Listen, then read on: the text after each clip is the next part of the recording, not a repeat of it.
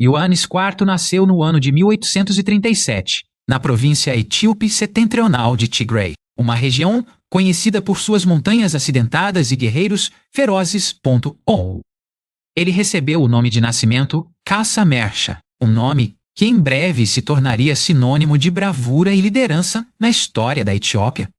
Seu pai era Mersha Wolde Kidan, um nobre respeitado e governador do distrito de Tembien, que lhe incutiu um senso de dever. Sua mãe era Woizeru Silas Dimtsu, uma mulher devota que alegava descendência da dinastia salomônica, ligando seu filho aos antigos reis. Ioannis IV recebeu uma educação tradicional na Igreja Ortodoxa Etíope, aprendendo a ler e escrever na antiga língua Ges.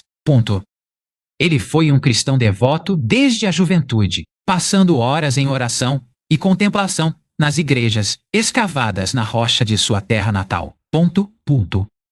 À medida que envelhecia, Ioannis IV tornou-se conhecido por sua habilidade na equitação e sua capacidade de manusear uma lança e um escudo com precisão mortal.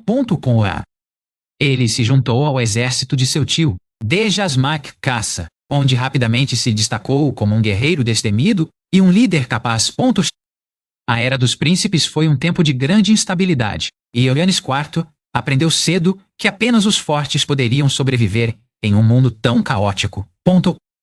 Ele subiu nas fileiras para se tornar um Dejasmar, um título equivalente a um conde ou general, e começou a construir sua própria base de poder em Tigray.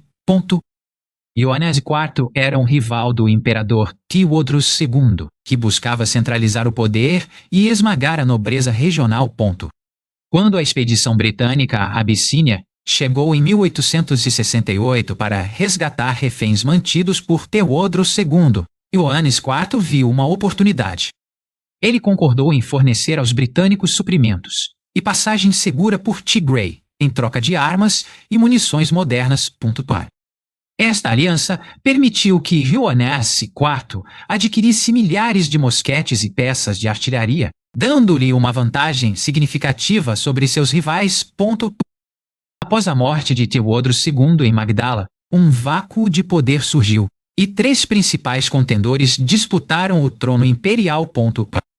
Wagshun Gobeze de Lasta declarou-se imperador Tekle Georges II, mas Ioannis IV recusou-se a reconhecer sua reivindicação. Ioannis IV passou os 3 anos seguintes, consolidando seu controle sobre Tigray e treinando seu exército em táticas de guerra modernas. Ele contratou um aventureiro britânico, John Kirkham, para servir como seu conselheiro militar e para treinar suas tropas no uso de armas de fogo modernas. Em 1871, Tekle Georges II marchou para Tigray com um exército massivo, determinado a esmagar o rebelde Ioannis IV de uma vez por todas.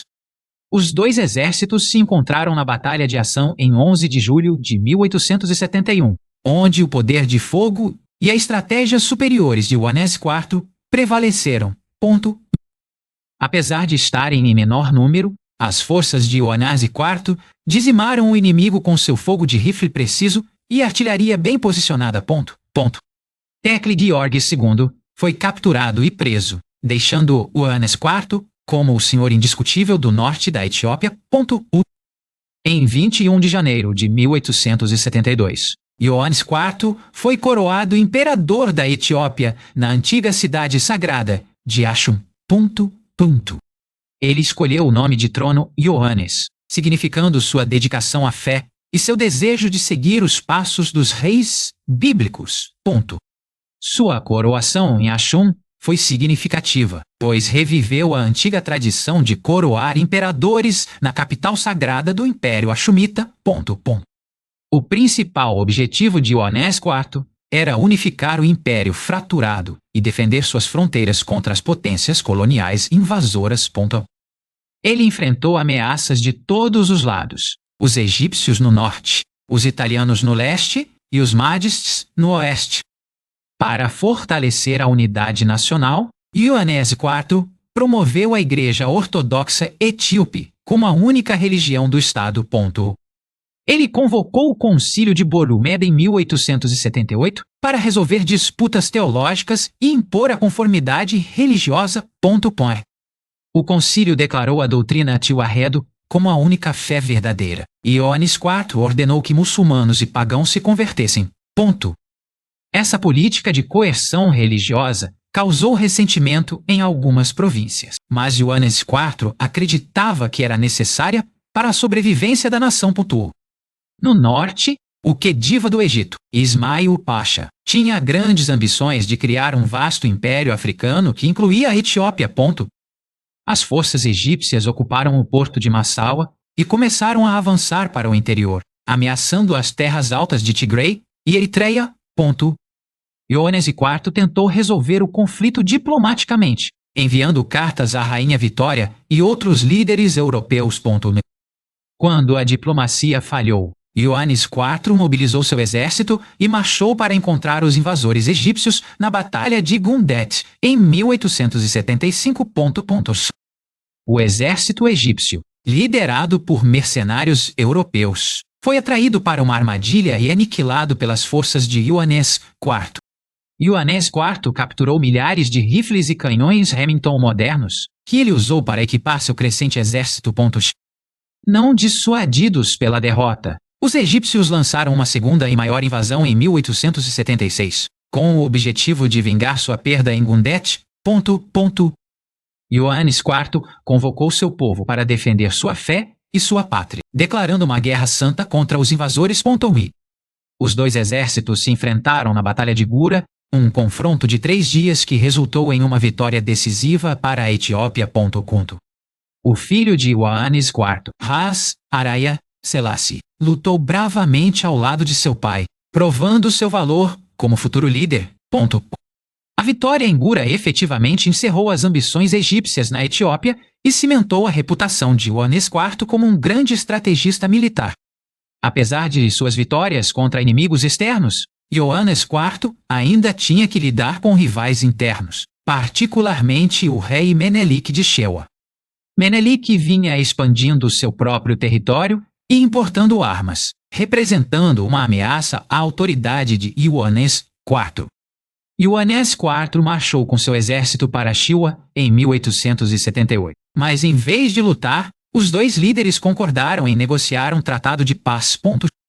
O Tratado de Wadara reconheceu Menelik como rei de Shewa e Ioannes IV como imperador, estabelecendo um frágil acordo de divisão de poder. Para selar a aliança, o filho de Ioannes IV, Ras Araya Selassie, casou-se com a filha de Menelik, Zilditu. Com a ameaça interna temporariamente neutralizada, Ioannes IV voltou sua atenção para a crescente presença italiana no Mar Vermelho. Os italianos haviam ocupado o porto de Massawa em 1885 com a aprovação tácita dos britânicos, traindo seu antigo aliado. Ioannes IV ficou furioso com essa traição e escreveu uma carta contundente à Rainha Vitória, acusando-a de desonestidade. Os italianos começaram a se expandir para o interior, construindo fortes e invadindo o território etíope nas terras altas. Ioannes IV ordenou a seu general de confiança, Ras Alula Engida, que detivesse o avanço italiano e defendesse a integridade do império. Ras Alula emboscou uma coluna italiana na Batalha de Dogali em 1887, aniquilando quase toda a força. A vitória em Dogali causou um choque na Europa, pois foi a primeira vez que um exército europeu moderno havia sido derrotado por africanos. A Itália jurou vingança e enviou uma enorme força expedicionária para Massawa, preparando-se para uma guerra em grande escala contra Ioannes IV. Ioannes IV moveu seu exército principal para o norte para enfrentar a ameaça italiana, deixando sua fronteira ocidental vulnerável. Enquanto isso, os Mahdistes do Sudão, zelosos religiosos que buscavam espalhar sua versão do Islã, começaram a atacar o oeste da Etiópia. Os Mahdistes saquearam a cidade de Gondar em 1888, queimando suas antigas igrejas e escravizando seus habitantes. Ioannes IV ficou devastado pela destruição de Gondar, uma cidade que possuía grande significado religioso e histórico. pego entre dois fogos. Ioannis IV teve que escolher qual inimigo enfrentar primeiro, os italianos ou os Magists. Ele decidiu lidar com os Magists, pois eles haviam profanado os locais sagrados da Etiópia e representavam uma ameaça espiritual mais imediata. Ioannis IV marchou com seu exército para a cidade fronteiriça de Metema, onde o exército Magist estava acampado. Em 9 de março de 1889, a Batalha de Metema começou, um confronto feroz que decidiria o destino do Império. Ioannis IV liderou suas tropas da frente, expondo-se ao fogo inimigo enquanto encorajava seus homens a continuar lutando. Os etíopes estavam à beira da vitória, tendo rompido as defesas Magist e ateado fogo ao seu acampamento. A tragédia atingiu quando Ioannis IV foi atingido por uma bala perdida no peito, ferindo-o fatalmente. Ele foi levado para sua tenda, onde morreu no dia seguinte, cercado por seus generais e conselheiros em prantos. A notícia da morte do imperador causou pânico entre as tropas etíopes, que romperam as fileiras e fugiram do campo de batalha. Os Magists capturaram o corpo de Ioannis IV e o decapitaram, levando sua cabeça de volta para Omdurman como um troféu. Foi um fim trágico e horripilante para um monarca que passou toda a sua vida defendendo a independência de seu país. A morte de Ioannis IV abriu caminho para Menelik II ascender ao trono e deslocar o centro do poder para Shewa. Apesar de seu fim trágico, Ioannis IV é lembrado como um mártir e um herói que deu sua vida por sua fé e sua nação. Seu legado vive nos corações do povo etíope, particularmente em sua província natal de Tigray. Ioannis IV era um homem de profundas contradições, um guerreiro que buscava a paz, um rei que vivia como um monge. Ele foi um líder visionário que compreendeu a importância de modernizar os militares, enquanto preservava os valores tradicionais. Ele construiu a cidade de Mekelle e a estabeleceu como sua capital, construindo um grande palácio que ainda hoje está de pé. Ioannis IV foi um patrono das artes, encomendando muitos belos manuscritos e pinturas para as igrejas que construiu. Ele também era um homem de justiça, conhecido por seu governo justo, mas firme, e sua intolerância à corrupção. Seu reinado foi uma ponte entre as eras medieval e moderna da história etíope. Ele lançou as bases para o Estado unificado, que Menelik II mais tarde expandiria e consolidaria. A resistência de Ioannis IV contra a agressão estrangeira inspirou futuras gerações de etíopes a lutar por sua liberdade. Ele provou que um exército africano poderia derrotar uma potência europeia no campo de batalha, quebrando o mito da supremacia branca.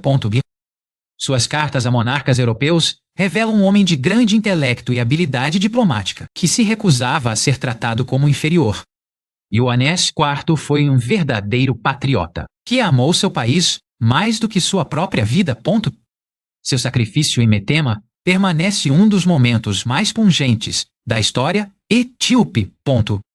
Hoje, Ioannis IV é homenageado com estátuas, nomes de ruas e aeroportos em toda a Etiópia. Sua história é contada em escolas e igrejas, garantindo que sua memória nunca se desvanecerá. Ioannis IV, o rei dos reis, o leão de Judá, o defensor da fé. Ele foi um homem que se manteve ereto quando outros se curvaram. Ele foi uma rocha contra a qual as ondas de invasão se chocaram e se quebraram. Ele foi o fogo que manteve a escuridão afastada. Ele foi a espada de Deus, empunhada para a proteção de seu povo. Ioannis IV permanece um enigma para muitos, uma figura complexa que desafia uma fácil categorização. Mas para aqueles que conhecem sua história, ele é simplesmente o imperador que deu tudo. Seu espírito vigia as montanhas de Tigray, guardando a terra que ele tanto amava.